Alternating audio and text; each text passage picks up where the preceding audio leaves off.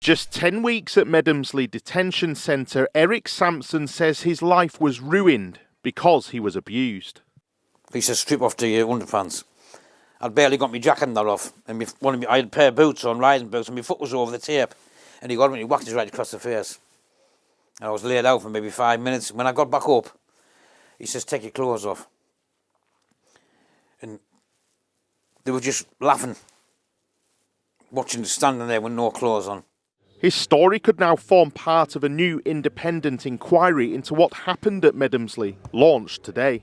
What happened to those men, and in some cases to those children, is some of the most appalling sexual and physical abuse that I have ever come across, and on a scale that I have never come across. In 2013, Durham Constabulary launched one of the UK's largest investigations into abuse.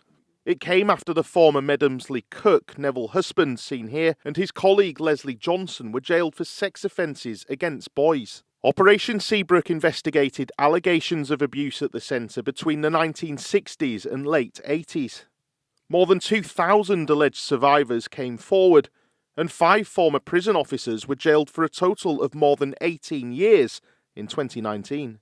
A trial of the facts last year, due to Alexander Flavel being unfit to stand trial, found the former officer had sexually assaulted a young inmate more than 50 years ago.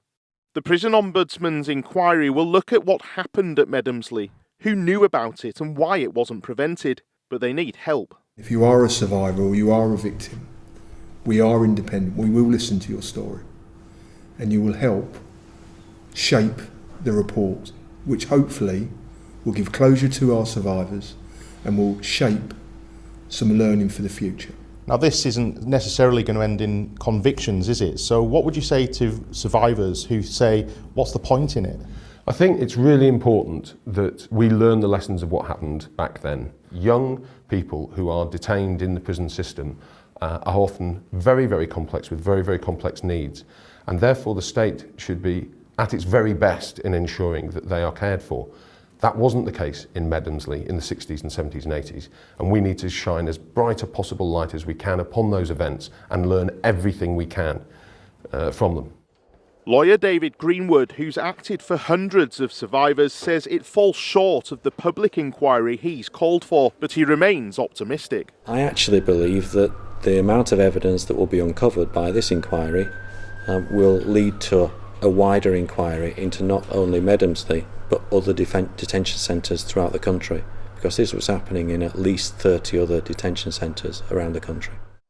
Eric wants closure on his Medomsley experience and says sharing his story with the inquiry team will go a long way to doing that. It'd make me feel a lot better, knowing I wasn't the only person in there who was abused. There's hundreds and hundreds of people in there who's been abused. I would say probably thousands.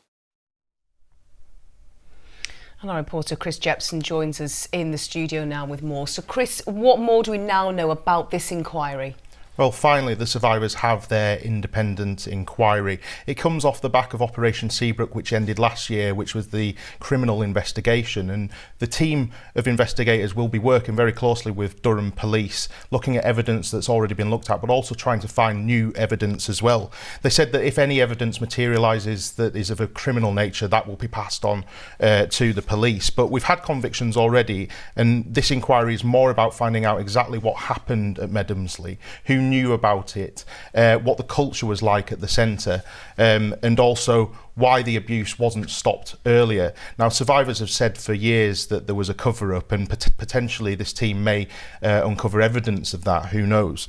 They want survivors and former staff members to contact them and share their stories, but as it's not a public inquiry, they're not compelled to do so by a judge. So we're sharing now the contact details on screen for anybody who wants to share their stories as part of this investigation. OK, Chris Jepson, thank you very much for the latest on that.